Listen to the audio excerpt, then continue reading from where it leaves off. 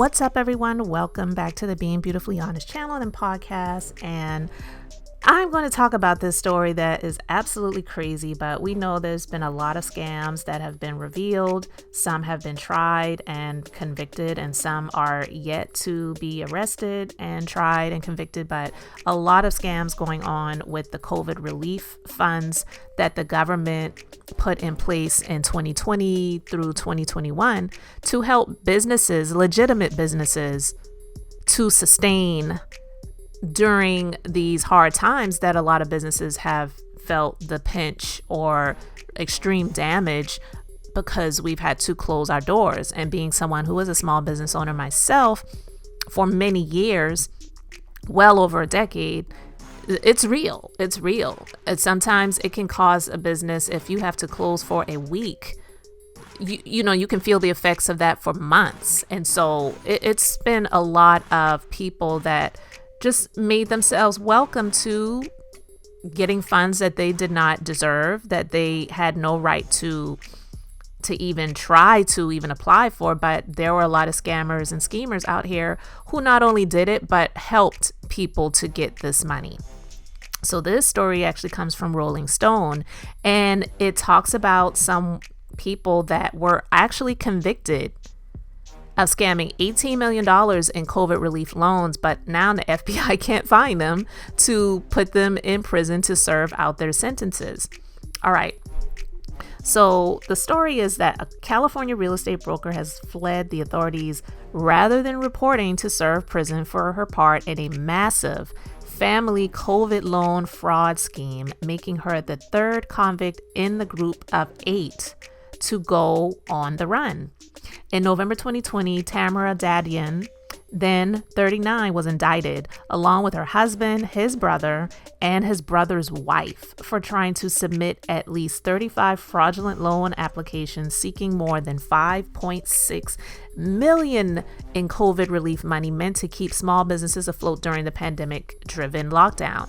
And this is the thing that trips me out. Okay, I'm just going to be extremely transparent here. My business definitely was affected by COVID. I was seen as a non-essential business, had to shut my doors. I have employees. I've had employees for many years now. So legit, it can all be, tracked by the government, and it was. I did get a small PPP assisted loan in 2020, didn't get it in 2021, not because I didn't qualify, it was because all of the funds had run out. And I used the funds to assist with payroll. I used the funds to assist with payroll taxes, business bills, rent, all of those different things. At that time, I had a couple of business locations. So I did what was supposed to have been done with the money, but I didn't get anything near what these people were trying to get. Millions of dollars.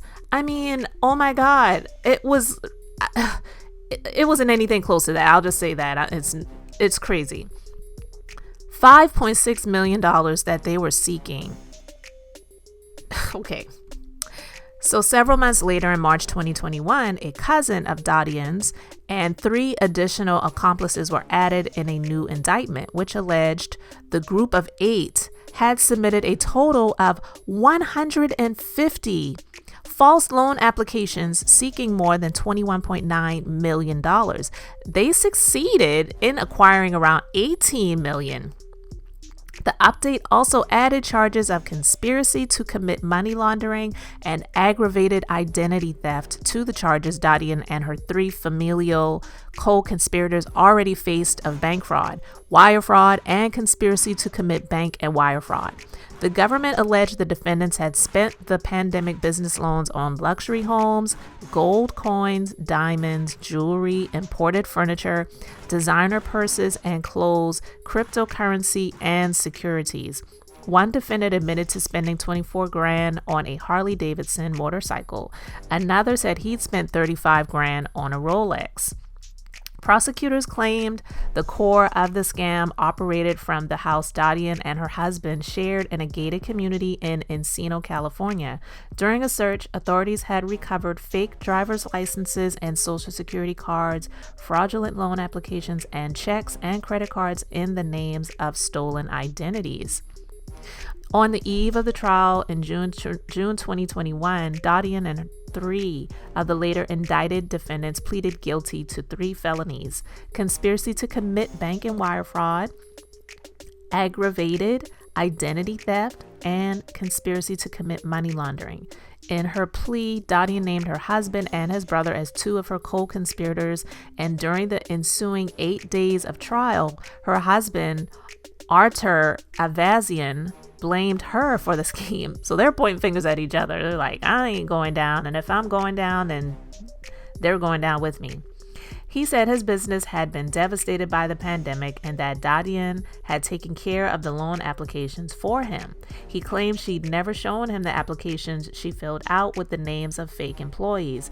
There is no guilt in America because your spouse is crooked, Avazian's lawyer had told the jury. But still, on June 25th, 2021, a jury found Dadian's husband, cousin, and brother-in-law and his wife guilty of trying to fraudulently obtain millions of COVID relief funds. The jury also decided the 4 defendants would have to give up bank accounts, jewelry, watches, gold coins, 3 houses, and about $450,000 in cash. A prosecutor described the verdict as the first in the district to come from a pandemic-related fraud scheme. Seeking quick riches, the defendant stole federal funds intended to help Americans harmed by the COVID-19 pandemic and the economic carnage left in its wake, said acting United States Attorney Tracy Wilkerson. We are prepared to bring additional defendants to justice as we continue our efforts to safeguard our nation's disaster relief programs. Then last August, according to a press release from the Justice Department, Dadian's brother-in-law, Richard Avazian, considered the leader of the fraud ring, and his wife, Marietta Tarabellian, cut off their ankle monitors and went on the run. Avazian's attorney, Ashwin Ram, told the press at the time they left a note for their 3 children ages 13, 15, and 16 saying, "We will be together again one day." So they left their 3 kids, teenagers, young teenagers, but teenagers. They left their children behind. This is not a goodbye, but a brief break from each other. Ram also suggested the couple may have been kidnapped by other unknown co-conspirators. Bullcrap. No, I don't believe that at all. He has been accused of co-conspiring with dozens of people, and only a few have been charged. So if he really is the ringleader, somebody out there may want to silence him. Ram did not respond to a request for an update on the search of the couple. It's absolutely crazy. Like, this sounds like a movie. It sounds like a Lifetime movie, but it sounds like a made-for-TV movie. Miss Tarabellian's family has credited her for the many ways she has supported them, even when it has meant putting her own needs or aspirations second. Judge Wilson recognized this as a significant factor in his sentence, which imposed less than 1/3 the prison time the prosecutors sought in their memorandum. The missing defendants were sentenced in their absence in November. Avazian to 17 years in prison, so they put down the hammer, and Tarabellian to 6 years. The FBI is offering a $20,000 reward for information leading to their arrest. 5 of the other defendants also received sentences last fall, ranging from 10 months of probation to 6 years behind bars. So the people that they see as the ringleaders that got the most time, they're on the run right now. Dadian's sentencing was delayed until December 2021 after she asked for permission to reverse her guilty plea, claiming she'd received bad legal advice. The judge ultimately denied her request, sentencing Dadian to more than 10 years in prison for her role in the scheme. Text messages read in court had shown she'd assisted her brother-in-law with fabricating company tax information and payrolls, and even used dead people's identities to claim benefits. You guys, the lengths that you have to go through to create false tax records and false payroll records and all of these different things. Listen, I have years of records for past taxes that have been filed, quarterly employee reports that are filed with the state and the federal government, all of these different things. It is so much paperwork. And to use fake names and fraudulent social security numbers, and you have to really go through so many heights to just scheme the government in this way. But the fact that it actually worked in the first place is the part of me that is like wowed by it. Not in a positive way, but just like, wow, they actually allow this to go by. Because I'm telling you, there may be sometimes something may be a little bit off, a digit may be off. When it hasn't happened often, but I've had like an employee that would say, hey, you know, the state is saying that my the employer identification number is incorrect, and it was like a typo that the payroll company did, and we got it fixed, and all was well. But they didn't go forward and process her tax refund until that was corrected. So the fact that they were able to be this fraudulent and it got by, and even though they tried to go for the jugular and get like over $50 million, the fact that they got even close to $20 million, the fact that they even got $20, honestly, is just absolutely insane that they got away with it.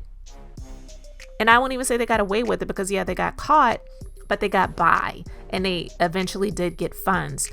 It's a crime, even if you don't get the money, even if you just made the attempt, the fraudulent applications.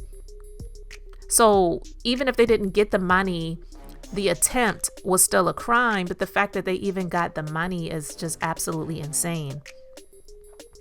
So Dadian was supposed to report to prison January 28th to begin serving her 121-month sentence. The FBI revealed that she had not and is now considered a fugitive. An FBI agent told a news station there was some surprise when Dadian failed to show up for her sentence. Other than that, all we can do is attempt to find her, said a special agent by the name of Ryan Heaton. And he also added, certainly having a lot of money at your disposal can make it more difficult for us to locate you. Joseph Benincasa, a lawyer for Dadian, offered no comment when asked for information about her whereabouts and whether he was helping the FBI in its search.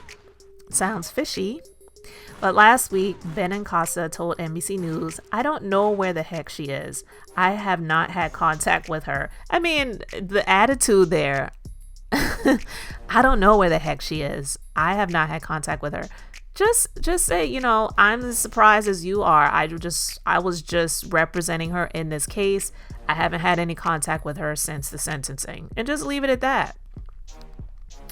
Laura E. Miller, a spokesperson for the Los Angeles FBI, said the agency has approved up to $20,000 reward for tips leading to Dadian's arrest.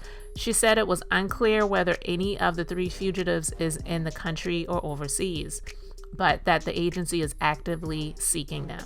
As for clarification on how Avazian and Terabellian could have removed their ankle monitors and escaped undetected, E. Miller directed Rolling Stone to Probation and Pretrial Services, the arm of the court that oversees monitoring of defendants before they are incarcerated. The department did not immediately respond to a request for more information on the fugitives' escape.